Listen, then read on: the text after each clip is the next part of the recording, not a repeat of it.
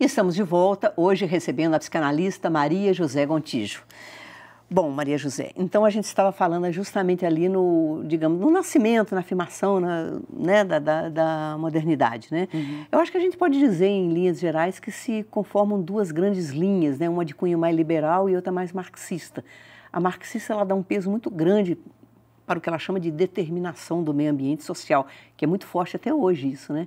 E a outra liberal, como que a gente caracterizaria, assim, em linhas gerais? Se a gente pega a história aí da chamada criminologia, né, a tentativa de explicação por que existe violência e crime no mundo, a gente tem duas grandes vertentes, né? Uma vertente que vai dizer que a causa, né, é orgânica, né? Então, por que existe crime? Existe crime porque existe criminoso. E por que existe criminoso? Porque ele nasceu assim.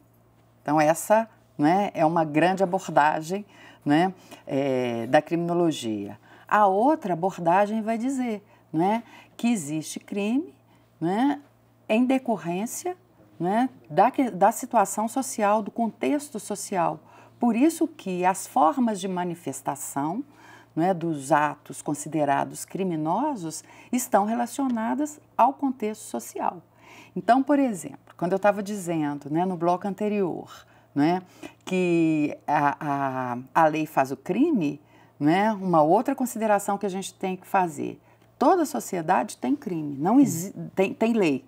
Né? Uhum. Não existe nenhuma sociedade que não se estruture a partir de uma lei, seja de costume ou de direito. Mas em qualquer uma vai existir, né, um ato que vá contra ou infringindo essa lei ou esse costume. Porque existe a lei e existe a transgressão. A transgressão, sempre, né? Exatamente. Existe a transgressão sempre. Sem lei. E essa transgressão, ela está diretamente relacionada ao contexto no qual a lei foi criada, a forma, a concepção que a sociedade tem. Agora, né? É impressionante como que essas duas, de uma certa forma, elas reverberam até hoje. Sim. Você tem grandes explicações Sim. ainda hoje em dia, tentando, às vezes, amenizar, inocentar, ou não culpabilizar.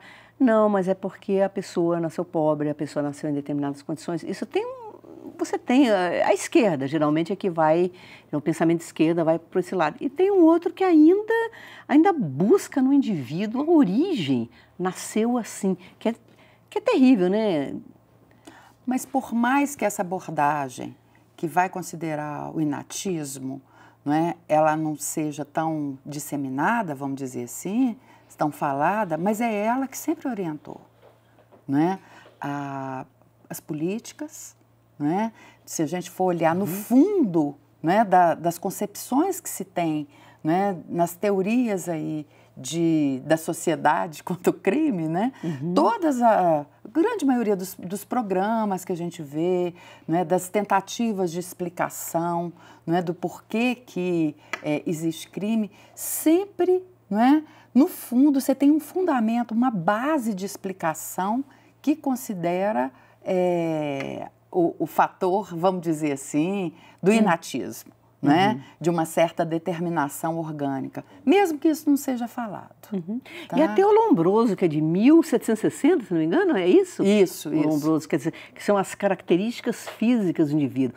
Orelha, não sei como, testa, não sei como. É o perfil do indivíduo, tanto que até hoje, eu fico vendo assim, pessoas que às vezes sofreram problemas, traumas, né, por agressão de outro, assim, aí as pessoas alertam, mas o criminoso, ele não tem cara de criminoso. E as pessoas até hoje, muitas ainda esperam que o indivíduo traga escrito na testa, assim, criminoso, estuprador, bandido, e cai justamente quando a pessoa tem uma feição mais delicada, mais benévola, né? Isso faz parte do sonho da humanidade, não né? É? De prevenir, de prever, de controlar tudo, de acabar com risco. Né?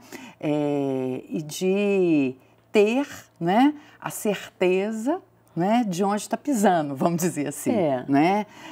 E aí o Lombroso é quem inaugurou, né, a tentativa de explicação científica desse criminoso nato, né, e a localização física de suas características. Isso começou com Lombroso. E ele utilizou os recursos que ele tinha na época, né, os rudimentos científicos da época, tá? Que era isso, assim, análise comparativa. Uma taxonomia, exatamente, né, baseada na fisionomia, na expressão, implantação de orelha. Né? Então, eram os recursos que ele tinha na época. Hoje a gente sabe, a gente critica e tal, foi, né, era ideológico, era científico, mas esse sonho dele continua sendo perseguido de acordo com a modificação dos recursos científicos. Né? Teve um grupo, há uns 5 anos atrás, que começou a fazer mapeamento cerebral para fazer uma comparação entre o cérebro dos adolescentes em conflito com a lei, né? Que diferença teria no cérebro desses meninos dos outros adolescentes, né, considerados, muito entre aspas, normais. Não conseguiram provar. Mas são herdeiros de Lombroso. Mas são herdeiros de Lombroso. A gente tem uma corrente que se intitula como neolombrosiana. Né? E o Freud, como é que entra nessa história? Como é que era? Quer dizer, isso tudo é a modernidade, que a gente está falando, é a busca da resolução das coisas pela ciência, a confiança na ciência, com os recursos à mão, né? E o Freud, como é que ele se situa? O Freud, ele toma a questão do crime, né? Não a atuação, o criminoso, mas ele toma histórias, né, vamos dizer assim, de crimes, para tentar explicar o que vai ocorrer, não é, no estabelecimento do laço social. Aquela pergunta que eu falei no início, não é? Como que a gente fica junto? Né? E para Freud, ele faz uma análise que é a seguinte: a gente fica junto porque a gente abre mão de uma parte da nossa liberdade em função do convívio, de uma proteção, não é? Que o laço social pode fazer para a gente. Né? O Freud, ele tem... Né, e baseado na culpa, né? E aí, eu estabeleço como, né?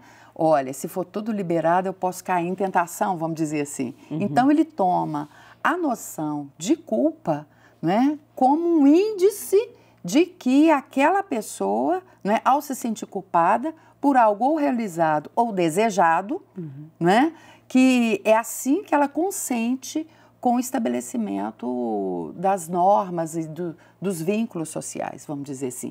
Ele está completamente dentro da sociedade da época dele, ele faz essa teorização a partir do que ele encontra na clínica dele, né? Uma clínica onde o desejo sexual era completamente proibido, as mulheres eram afastadas não só do fazer, né? Mas do pensar sobre sexo. E isso ele recebia, né, as chamadas histéricas, né, da época, que apresentavam sintomas e culpa em decorrência desse desejo inconsciente.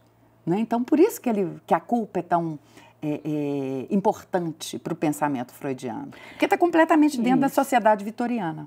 Agora, outra coisa interessante, né, dentro disso que nós estamos conversando, é que o Freud também tinha vamos chamar, muitas restrições, talvez seja isso, muita preocupação, muitas restrições em relação à participação dos psicanalistas no campo da criminologia, né? No campo, de uma forma geral, não, porque ele dialogou, a primeira notícia que a gente tem de um diálogo dele com os juristas foi uma conferência que ele deu na Universidade de Viena, na Faculdade de Direito, a convite, né, para falar da contribuição da psicanálise no campo do direito penal. Então, assim, ele conversa, ele busca histórias, né, relatos, mas ele vai dizer o seguinte: não é possível utilizar, né, os recursos, ou a técnica, vou usar esse nome, da psicanálise para extrair confissão, porque essa que era a demanda, né, para extrair confissão de um suspeito de um crime, para que o psicanalista funcione como um perito para dizer, olha, cometeu o crime ou não cometeu. E ele vai dizer, olha, hipoteticamente, teoricamente, o psicanalista teria condição de fazer isso, de localizar se a pessoa era culpada ou inocente. Pode até ser que ele chegasse a essa verdade dos fatos, mas nesse momento ele estaria saindo do lugar de psicanalista. Ele fala, né, você cita na sua tese, né, o psicanalista não é um perito. Não, né? É um perito. Né? Aí ele estaria muito mais no lugar de um policial, né, encarregado de fazer uma investigação, né, do que como psicanalista. Mas apesar de todas as restrições do Freud, o cuidados, houve psicanalistas pós-freudianos que se aproximaram talvez demais da criminologia, né, desse campo, sim, né? Sim.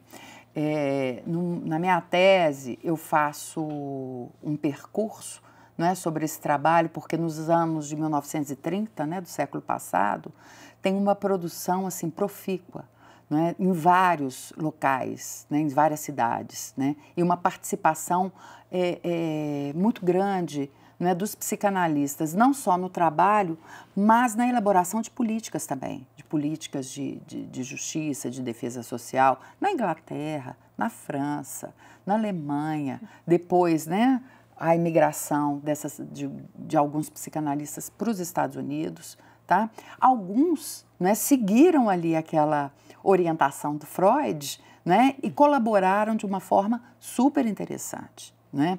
Outros realmente, né, acabaram funcionando, né, como ao contrário do que Freud de alguma forma havia prescrito. Né? Se tornaram peritos, vamos dizer assim. Se tornaram quase, peritos, sem problema, né? Não tem problema, né? A pessoa, não, mas desde que ela saiba que ali ela está como perito e não como psicanalista. Isso. Problema nenhum, né? O psicanalista, né? As pessoas são chamadas, às vezes, a colaborar como peritas, e legítimo. Que está mas saiba, sim. Tá certo. Bom, vamos fazer outro intervalo então, e aí a gente volta já daqui a pouco, já falando sobre a contribuição de Lacan para a criminologia contemporânea. Até daqui a pouco.